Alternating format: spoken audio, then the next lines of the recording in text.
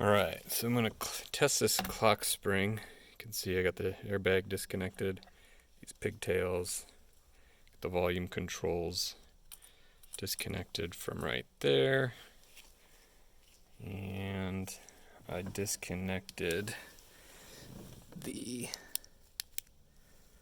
connector right there that goes into the clock spring and to the wiring harness of the vehicle.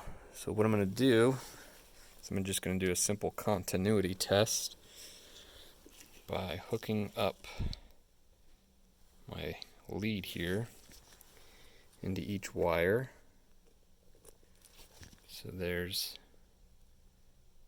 that. So we're going to look at the green black cable, and I'm actually just going to go down the line here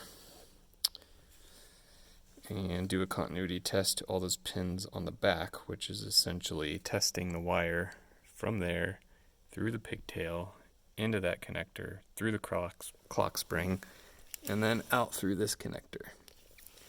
So I got the tester set up on continuity, and I'm going to do all these pins. I know it's hard to see what I'm doing, but I'm just touching this lead on each of these pins. Obviously, I have my battery disconnected,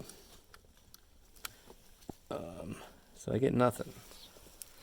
So I'm going to go to the next one. This time it's the blue terminal. I believe there's a grounding bar. It looks like. I don't know if you guys can see that or not. Sorry, I'm probably making everybody motion sickness right now, but there's a grounding bar, so all of these pins are probably going to tone. And they do. So that one seems to be working. We'll go on to the next lead, which is yellow-green. And again, probably the grounding bar.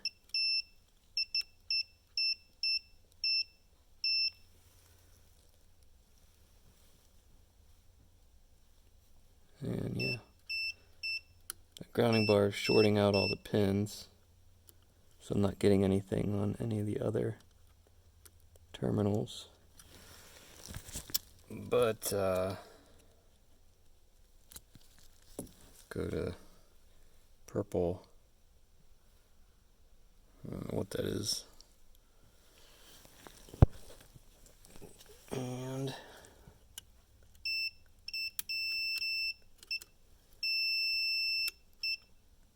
yep. So all of those tested okay, except for this one. So it does seem like the clock spring is at fault with the wiring. So I'm back in the original green-black, and we're fully connected. I'm going to try and back probe it here. Yep. So you can see when I push in there, we get a tone, but yet nothing comes out the other end. So I think the clock spring is at fault. So let's replace it with a new or used one and see what happens.